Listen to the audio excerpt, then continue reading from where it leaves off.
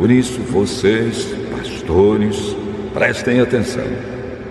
Eu, o Senhor Deus, declaro que estou contra vocês. Tirarei de vocês as minhas ovelhas e não deixarei que vocês sejam seus pastores. E não deixarei que continuem a ser pastores que só cuidam dos seus próprios interesses. Livrarei as minhas ovelhas do poder de vocês, para que vocês não possam devorá-las.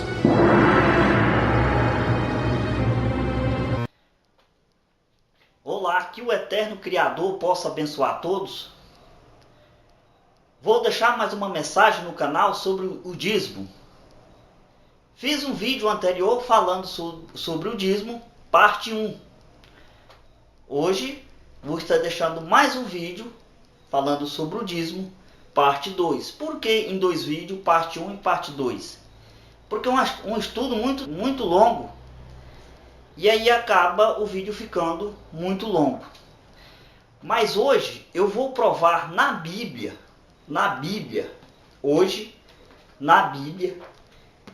que não existe dízimo na graça. Eu vou te provar dentro das Sagradas Escrituras que não existe dízimo na graça. Primeiramente, nós vamos abordar o texto onde eles dizem que o dízimo está valendo na graça. O primeiro texto que eles abordam fica em Mateus, no capítulo 23, no versículo 23, que diz assim: Ai de vós, mestres da lei e fariseus hipócritas, vocês dão o dízimo da hortelã, do endro e do cominho, mas têm negligenciado os preceitos mais importantes da lei: a justiça, a misericórdia e a fidelidade. Vocês devem praticar estas coisas sem omitir aquelas. Então eles falam assim, vocês, olha, tá vendo? Jesus disse, vocês têm que fazer estas coisas sem omitir aquelas. Então, eles pegam esse texto isolado para dar ênfase sobre o dízimo. Agora devemos analisar uma coisa nesse texto. Primeiro, Cristo não está falando para a igreja. O texto é muito bem claro. Diz assim: ai de vós, mestres da lei, fariseus hipócritas. Ele está falando ali com fariseus hipócritas. Porque eles davam dízimo de tudo. E o mais importante, eles não faziam. Era a misericórdia e a fé. Se você pegar esse texto dentro do contexto, no capítulo 23 aqui de Mateus, Jesus está dando uma surra neles, no sistema religioso da época. Está repreendendo eles.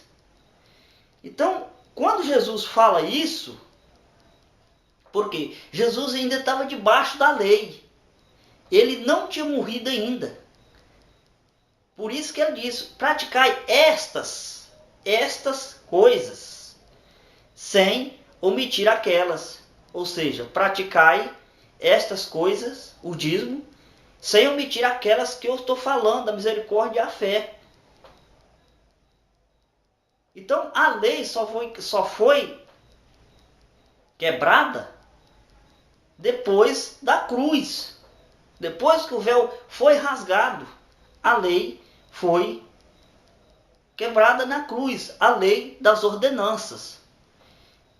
Inclusive, o dízimo é uma lei das ordenanças. Ela está nos 613 preceitos da lei. Seu pastor já lhe falou isso? Seu pastor já te falou que o dízimo é da lei? Ele não fala. Eles pegam um texto também do dízimo de Abraão. Inclusive, no vídeo anterior, eu até expliquei o dízimo de Abraão, que ele deu uma vez na vida. E não deu um centavo dele. Ele deu do despojo da guerra. Que ele, quando foi resgatar seu sobrinho Ló. Agora, aí eles falam que o dízimo foi antes da lei, porque foi lá em Abraão. Então vamos circuncidar também, porque a circuncisão também foi lá em Gênesis. Eu vou ler um texto aqui de Gênesis, capítulo 9, no verso 6, diz assim, ó: quem derramar sangue do homem, pelo homem seu sangue será derramado, porque a imagem de Deus foi o homem criado. Então, aqui está dizendo aqui que quem derramar o sangue do homem, então tem que ser derramado também. Isso, inclusive, também se virou lei. Olho por olho e dente por dente. Agora, se o dízimo está válido porque está em Gênesis, isso aqui também está válido. Quando você pega em Gênesis capítulo 38, no versículo 24, porque aqui no capítulo 38 de Gênesis, está contando a narrativa da história da nora de Judá. Porque Judá teve relação com a nora deles, sem saber. E quando ele ficou sabendo que ela estava grávida, o que Judá fala? Cerca de 3 meses mais tarde, disseram a Judá: sua nora Tamar prostituiu-se, e na prostituição ficou grávida. Disse Judá: traga-na para fora e queime-a viva. Então, se está valendo o dízimo em Gênesis, então também tem que queimar também aqueles que se prostituem. Tem que queimar.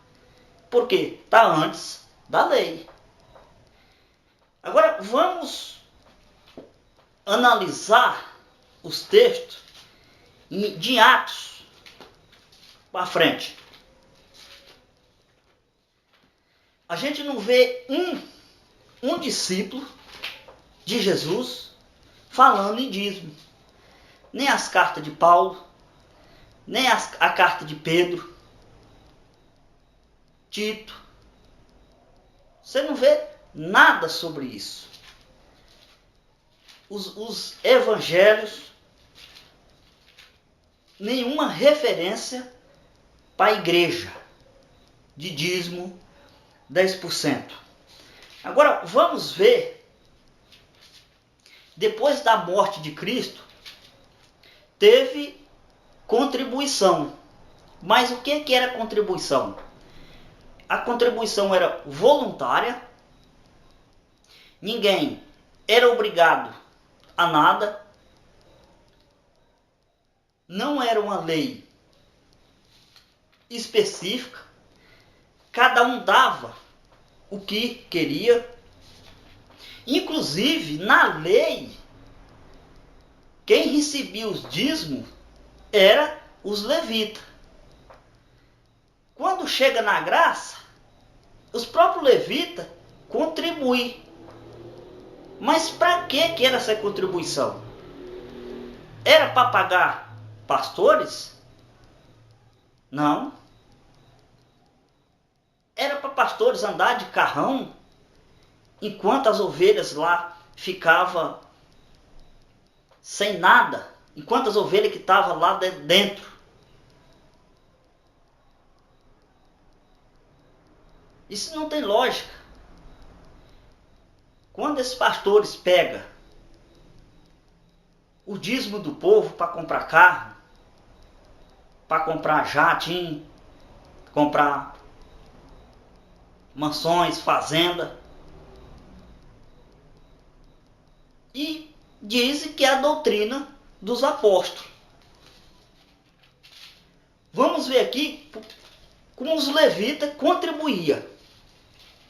Se você pegar em Atos capítulo 4, no verso 36, diz assim: José, um levita de Chipre, a quem os apóstolos deram o nome de Barnabé, que significa encorajador. 37. Vendeu o campo que possuía, trouxe o dinheiro e o colocou aos pés dos apóstolos. Você vê aqui no verso 37, José, um levita de Chipre. Então os levitas, na lei que recebia dízimo, ele estava contribuindo para a igreja. Para a igreja, não a igreja que eu falo templo, mas igreja, pessoas. Se você pegar em Atos, no capítulo 2, no verso 42, logo no início da igreja, que é onde aconteceu o dia de Pentecoste, diz assim: ele se dedicava ao ensino dos apóstolos e à comunhão, ao partir do pão e às orações. Você percebe aqui que eles se dedicavam, a igreja, se dedicava aos ensinos dos apóstolos e à comunhão, ao partir do pão e nas orações. E todos estavam cheios de temor, e muitas maravilhas e sinais eram feitos pelos apóstolos. Então você percebe que a doutrina que os apóstolos seguiam era em ajudar o próximo. A doutrina que os apóstolos ensinavam às pessoas era o amor. Quando aquele jovem rico chegou para Jesus e falou: mestre, o que eu posso fazer? O que eu farei para ter a vida eterna? Jesus disse para ele: cumpre os meus mandamentos. Ele disse: Senhor, mas eu já vi tudo isso, eu já fiz tudo isso. Jesus falou para ele: tu quer ser perfeito? Vende o que tu tem e dá aos pobres. Jesus disse: não vende o que tu tem e dá para mim. Não, ele falou: vende o que tu tem e dá aos pobres, se queres ser perfeito. Vamos agora para a primeira carta aos Coríntios, no capítulo 16.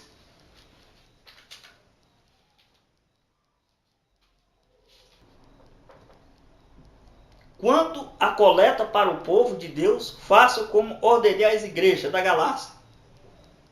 No primeiro dia da semana, cada um de vós separe uma quantia de acordo com a sua renda, reservando para que não seja preciso fazer coletas quando eu chegar. Você percebe que toda vez que Paulo fazia uma coleta, era para ajudar os necessitados. Toda vez que Paulo falava em coleta, era para ajudar as pessoas carentes. Porque essa era a verdadeira doutrina dos apóstolos. E com o passar do tempo, por causa da ganância, esses líderes têm se manifestado contra essa doutrina. Porque eles são arrogantes, avarentos, presunçosos. Eles só querem para si. São cão gulosos. Vamos ver outro texto aqui, em Romanos capítulo 15, no verso 26. Diz assim: pois a Macedônia e a Caia tiveram a alegria de contribuir para os pobres dentro dos santos de Jerusalém. Então você percebe aqui que as ofertas eram para os pobres. 2 Coríntios capítulo 8, verso 3 e o 4, diz assim: 2 Coríntios capítulo 8, verso do 3 ao 4, diz assim: pois dou testemunho de que eles deram tudo quanto podiam, e até além do que podiam, por iniciativa própria, eles nos suplicaram insistentemente o privilégio de participar da assistência aos santos. Então você percebe que eles participavam de iniciativa própria. Não era ninguém falando, você tem que dar, se você não der, você não é abençoado. Você percebe que a doutrina dos apóstolos era essa, para as pessoas viverem livres, para pensar, livres para refletir, sem pressão de homens. Porque a partir que a pessoa se converte a Cristo, que ela tem o Espírito Santo de Deus, não é preciso de ninguém estar falando para ela o que ela fazer. Porque ela sabe o que ela tem de fazer, porque nós somos morada do Espírito Santo. Nós somos templo do Espírito Santo, como está escrito em 1 Coríntios capítulo 3, verso 16, Efésios 2, 22, Hebreus 3, 6, 1 Coríntios capítulo 6, verso 19. Quando uma pessoa se converte a Cristo, ela não precisa de ninguém estar falando nada para ela. O dela que tem que fazer, o que ela não tem que fazer. Porque ela é guiada pelo Espírito Santo. Quando você pega em 2 Coríntios capítulo 3, verso 13, diz assim, avante. Não somos como Moisés, que colocava um véu sobre a face para que os israelitas não contemplassem o resplendor que se desvanecia. Na verdade, a mente deles se fechou, pois até hoje o mesmo véu permanece quando é lida a antiga aliança. Não foi tirada, porque é somente em Cristo que ele é removido. De fato, até o dia de hoje, quando Moisés é lido, o véu cobre os seus corações. Mas quando alguém se converte ao Senhor, o véu é tirado. Ora, o Senhor é o Espírito, e onde está o Espírito do Senhor, aí a liberdade. Você percebe que aqui fala que quando eles lerem na velha aliança, na lei de Moisés, que era prática do dízimo, e os 613 preceitos, é a própria escritura que fala que o véu ainda está posto no coração dele. Mas aquele que se converte a Cristo, o véu é tirado. E aí ele está livre. Ele está livre para pensar. Ele está livre. Porque Deus resgatou ele da maldição da lei. Porque a partir daquele momento, não o homem controla ele, mas é o próprio Espírito de Deus que controla. A partir de quando você se desgarra desses homens, a partir do dia que você percebe que esses homens estão lhe explorando, esses homens querem seu dinheiro, e aí você vai se converter a Cristo. E aí você vai ter liberdade para pensar. Você vai ter a liberdade de ter um Deus salvador. Um Deus misericordioso. Um Deus que é amor. Quando os apóstolos começou a pregar lá em Atos, ninguém viu mais ninguém dando dízimo. Ninguém viu mais ninguém falando de dízimo. Por quê? Porque foi abolido na cruz. Esses textos que eu acabei de ler, das ofertas para o pobre, que quando Paulo falava em oferta, falava era para os pobres. Se existia dízimo, por que Paulo não pegou do dízimo? É claro que ele não pegou do dízimo, porque não existia dízimo mais. Existia oferta voluntária para ajudar os pobres.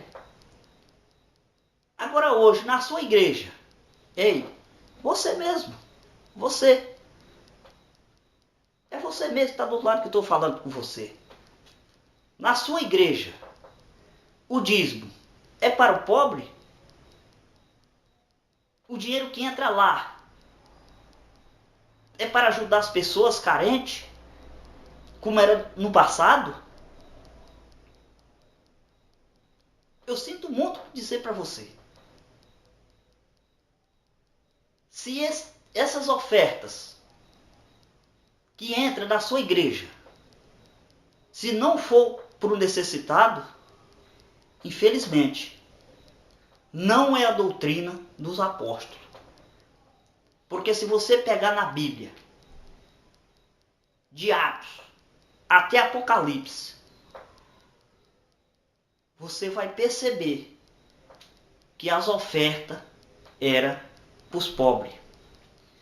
Quando se você pega em 2 Coríntios, no capítulo 9, no verso 9, diz assim: como está escrito, distribuiu, deu os seus bens aos necessitados, e a sua justiça dura para sempre. Você percebe que quando você distribui o que você ganhou com os necessitados, a sua justiça dura para sempre. Por que dura para sempre? Porque a verdadeira doutrina de Cristo era a verdadeira doutrina dos apóstolos que ele seguia. Porque a doutrina que dura para sempre, a justiça que dura para sempre, é a verdadeira, não é a falsa. Então, meus irmãos, tem que tomar muito cuidado, porque tem muitas pessoas que seguem esses homens, pessoas sinceras, que estão sendo enganados. Porque Jesus disse que ia aparecer falsos profetas, que possível podiam enganar até os escolhidos. Estou falando para você refletir. Estou falando para você perceber que aquilo que não está escrito aqui, se não tiver escrito aqui, então eu lhe sinto dizer, não é evangelho. O que é que Paulo fala em Gálatas, capítulo 1, verso 8 e 9? Diz assim: mas ainda que nós ou um anjo dos céus pregue um evangelho diferente daqueles que lhe pregamos, que sejam amaldiçoados. Como já disse, mas agora repito, se alguém anuncia um evangelho diferente daquele que já receberam, que seja amaldiçoado. Então, quando as pessoas pegam a palavra de Deus e distorcem por seu bel prazer, e aí a Bíblia é muito bem clara, que é aquele que prega um evangelho, além do que eles pregaram, até mesmo um anjo do céu, que seja amaldiçoado. Se você pegar em Efésios, no capítulo 2, do verso 20, diz assim: edificado sobre o fundamento dos apóstolos, olha, edificado sobre o fundamento dos apóstolos. Qual era o fundamento dos apóstolos? Era lá da igreja de Atos, do partir do pão, da comunhão, na oração. Todo mundo vivia em igualdade, não tinha ninguém necessitado, porque todo mundo vivia num padrão de vida igual. Porque os discípulos, aqueles que seguem Jesus, aqueles que realmente amam o verdadeiro evangelho, ele não sabe ser egoísta. Ele não despreza o seu próximo. voltando aqui em Efésios 2:20. Edificados sobre o fundamento dos apóstolos e dos profetas, tendo Jesus Cristo como pedra angular. Então, fundado, edificado sobre o fundamento dos apóstolos. Qual era o fundamento dos apóstolos? Era a doutrina lá de Atos. Essa era o ensinamento dos apóstolos. Agora, hoje eu te pergunto, na sua denominação, é assim? Porque você dá o dízimo, você dá a oferta, você paga curso, você compra livros deles. Quando chega o necessitado ainda, você ainda tem que ajudar. E o dízimo que entrou, foi para onde? Se já que ele cobra dízimo, por que ele não dá, distribui como era para ser? Já que cobra, por que não faz que nem está escrito? Isso é um engano muito grande, minha gente. Você tem que analisar as escrituras. Jesus diz que examinai as escrituras, porque nelas testificam de mim e nelas contém a vida eterna. Então, o maior manual de sobrevivência contra esses falsos profetas é a palavra de Deus. Porque quando você está firmado no verdadeiro, você não vai ser enganado.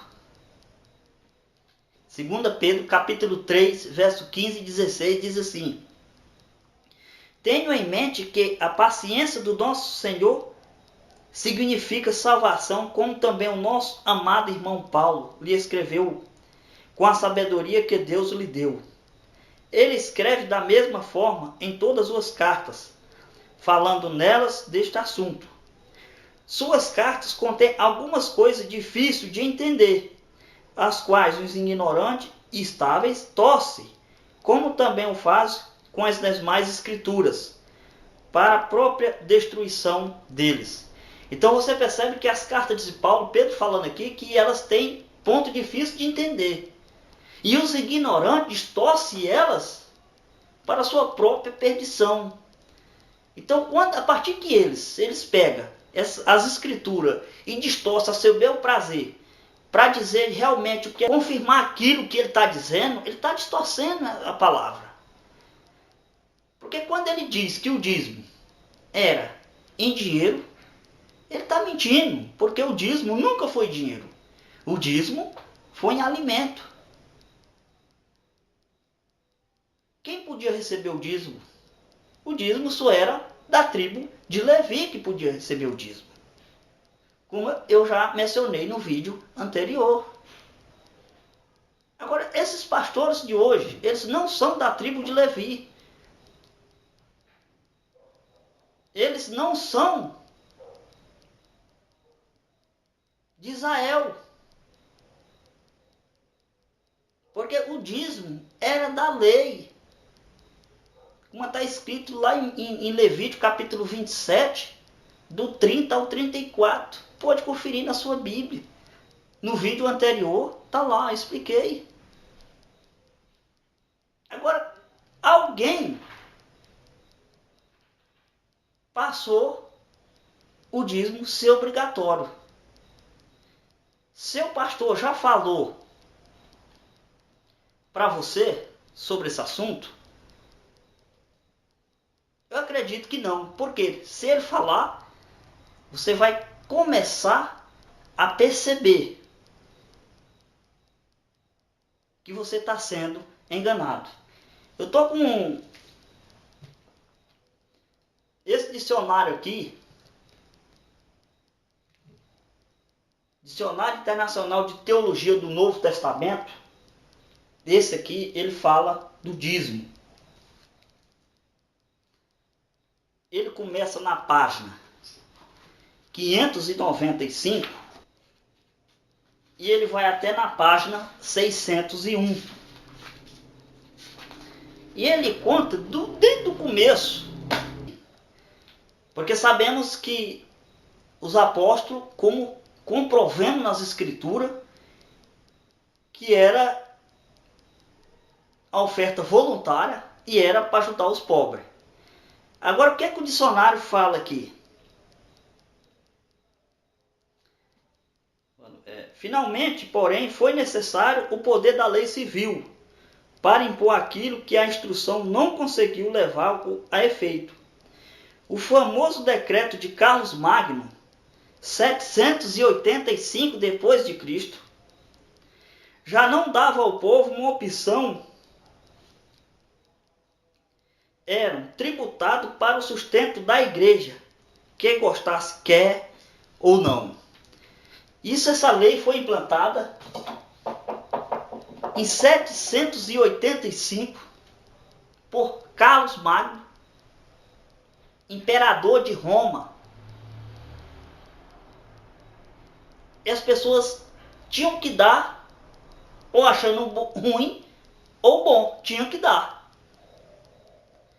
E quando isso começou de lá para cá, porque dá lucro para muita gente, isso nunca mais parou.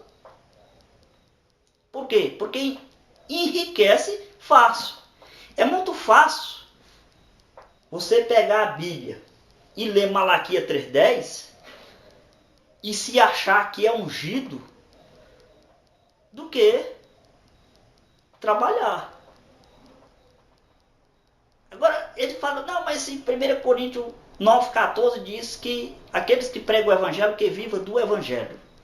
Eu vou deixar uma mensagem no canal sobre esse texto, porque eles lêem só esse texto aqui, de 1 Coríntios 9,14.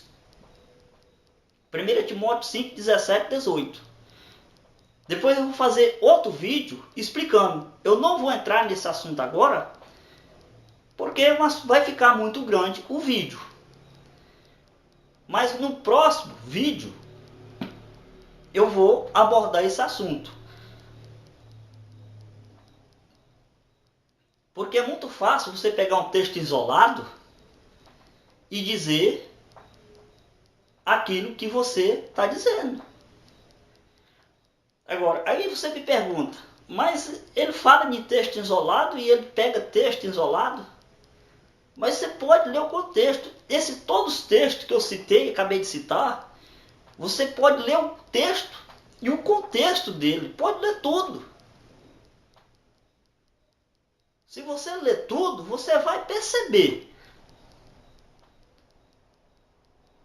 que realmente quando a gente lê o texto todo, dentro do contexto, e tem que discernir para quem que está escrevendo, qual era a finalidade da época, você vai perceber a mensagem. O que é que o escritor queria passar na mensagem. Então, meus irmãos, você percebe que você está sendo enganado. Você está achando que dá no dízimo 10%. E seu pastor falando que é obrigado a dar. Seu pastor falando que tem que dar, não está roubando de Deus. Isso é puro engano. Porque aqueles que seguem Jesus, eles têm um compromisso. Qual é o compromisso? É com dízimo? Não. O compromisso é com o próximo. Eu vou lhe mostrar dentro da palavra de Deus de pessoas que foram temente a Deus e não era dizimista. Em Atos capítulo 10, no verso 1 ao 4, diz assim, ó. Havia em Cesareia um homem chamado Cornélio, centurião do regimento conhecido como italiano. Ele e toda a sua família era religioso e temente a Deus. Você percebe que ele era temente a Deus. Dava muitas ajudas ao povo e orava continuamente a Deus. Certo dia, por volta das 3 horas da tarde, ele teve uma visão, viu claramente um anjo de Deus que se aproximava dele e dizia: Cornélio.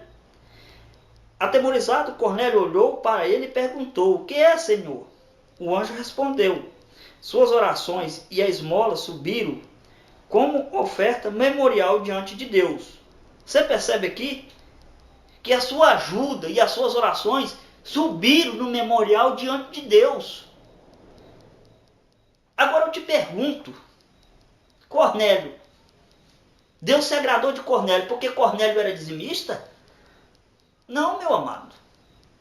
Deus se agradou de Cornélio porque ele dava valor ao próximo. Cornélio entendeu qual era o verdadeiro significado da mensagem. Porque quando Pedro foi lá na casa de Cornélio, que Pedro teve uma visão, Cornélio também teve outra, que Cornélio pediu para o seu servo chamar Pedro,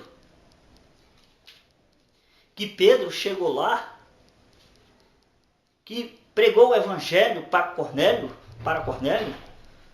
Cornélio já sabia das coisas que Deus se agrada. Então Cornélio já tinha a palavra infiltrada no seu coração. Cornélio já tinha morada. O Espírito Santo de Deus já fazia morada em Cornélio. Na passagem no Evangelho de João, no capítulo 13,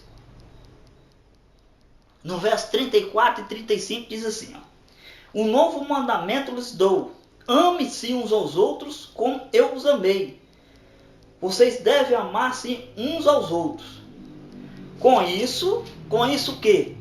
De amar uns aos outros, saberão que vocês são os meus discípulos, se vocês se amarem uns aos outros. Então você percebe aqui que Jesus dizendo, o próprio Messias, se vocês querem ser reconhecidos como os meus discípulos, amem uns aos outros. E esse era o mandamento de Cristo, o mandamento do amor. Agora, essas denominações, elas pegam dízimo, ela pega oferta, ela faz campanha, ela faz uma coisa, faz outra, e tudo para enriquecer o líder. Enquanto as pessoas que estão lá, muitos deles não tem nem o que comer em casa. E eles ainda repreendendo, dizendo que quem não dá o dízimo rouba de Deus. Você que defende esse dízimo de Malaquias, você está debaixo da lei ainda. Porque aqueles que quebrar um preceito da lei é culpado de todos.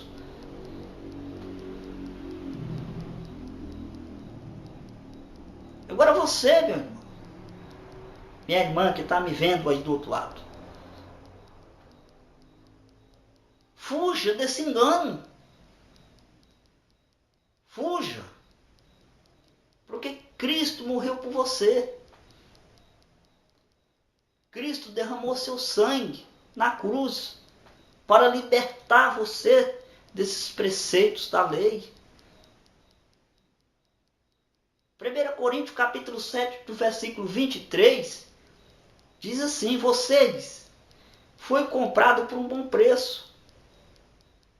Não se deixe escravizar por homens. Agora, esses pastores, eles se acham uns líderes espirituais maior do que vocês, que os ovelhas.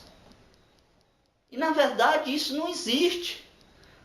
Porque em 1 Timóteo capítulo 2, verso 5, diz assim: só há um intermediador entre Deus e os homens, Jesus Cristo, homem. Quando o pastor se quer ser o maior líder espiritual de vocês, você não se deixa se enganar por essas coisas. Porque só há um intermediador.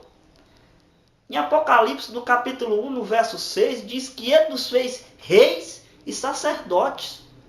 Em 1 Pedro, no capítulo 2, no verso 5, diz que ele nos fez sacerdote. Você tem uma comunhão com Deus sem intermediário com ninguém, somente com Jesus, o mestre dos mestres. Pare para analisar. Pare para analisar as escrituras. Questione. Pesquise. Os crentes de Bereia examinavam o que Paulo pregava. Agora hoje, se a pessoa for questionar alguma coisa, é taxado como rebelde. Por quê? Que é taxado como rebelde? Eles não suportam ser questionados? Aqueles homens examinavam o que Paulo falava, foi chamado de nobre. Na versão linguagem de hoje chama educado. Agora, todo o líder que não quer ser questionado, é porque ele não quer que a máscara dele caia. Porque a partir que a máscara dele cair, ele vai perder o sustento dele. Ele vai perder a mordomia de pegar dinheiro do povo e dizer que é para Deus. Meu amado, Deus não quer seu dinheiro. Deus fez tudo, os céus e a terra. Ele não precisa do seu dinheiro. Quem precisa do seu dinheiro é um homem que não tem dinheiro e quer se enriquecer às suas custas. Eu vou te mostrar na palavra de Deus que Deus não precisa do seu dinheiro. Atos 17, no capítulo 24, diz assim: o Deus que fez o mundo e tudo que nele há, é Senhor dos céus e da terra, e não habita em santuários feitos por mãos humanas. Ele não é servido por mão de homens, como se necessitasse de algo, porque ele mesmo dá a todos a vida e o fôlego, e as demais coisas. Atos capítulo 17, no verso 24 e 25, diz que Deus não habita em templos feitos por mão de homens e não necessita de algo, de alguém. Porque se Deus fez o mundo, a terra e tudo que nele há, que Deus é esse que precisa que você faça algo por ele? Se ele é o dono de tudo, e você diz que ele precisa de eu dar dinheiro para ele, então ele não é Deus. Aqui é muito bem claro, diz que ele não é servido por mãos humanas. Mas você nunca tinha percebido esse texto? Seu pastor, na sua igreja, seu pastor já pregou esse texto para você? Eu acredito que não. Eu não acredito que ele nunca tenha pregado esse texto. Porque no dia que ele falar esse texto, aí a casa dele vai cair. Porque ele diz que Deus precisa do seu dinheiro.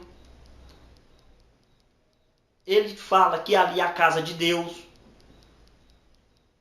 E a casa de Deus somos nós. Nós somos o templo do Espírito Santo. Pense nisso.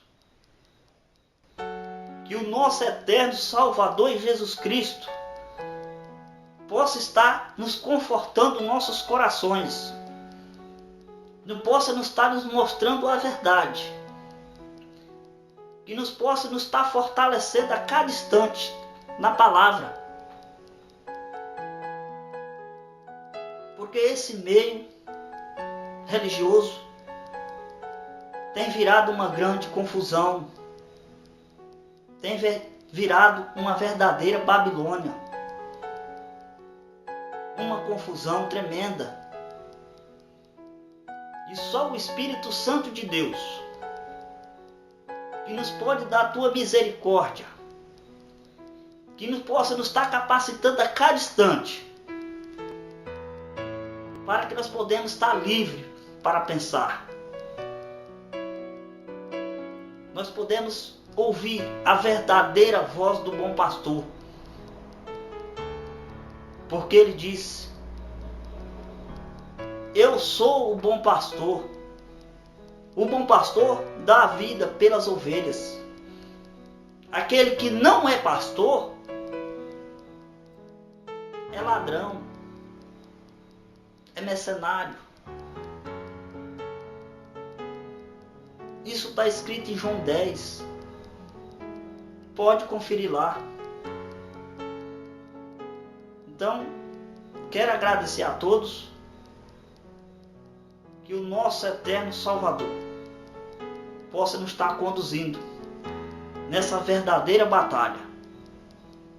Que essa batalha só vai chegar lá aqueles que perseverar até o final. Aqueles que não se deixam ser enganados. Porque se deixar ir atrás desses homens, um cego guiando outro cego, os dois vai cair no buraco. Assim como está escrito em Mateus 15, 14. A Bíblia diz também que maldito é o homem que confia no homem. Jeremias capítulo 16, verso 5. Aqueles que confiam no homem são plantas secas, plantadas no deserto. Murcho, uma hora vai acabar. E aqueles que confiam em Deus, aqueles que seguem Deus, segue o Salvador das nossas almas, que morreu na cruz por mim e por você, são como as plantas plantadas na beira do riacho, dá fruto, floresce no tempo certo,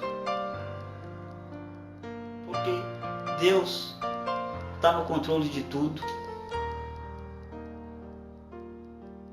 Então vocês ficam na paz do nosso eterno Salvador.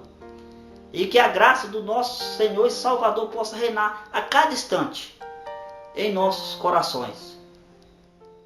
E em nome de Jesus. Amém.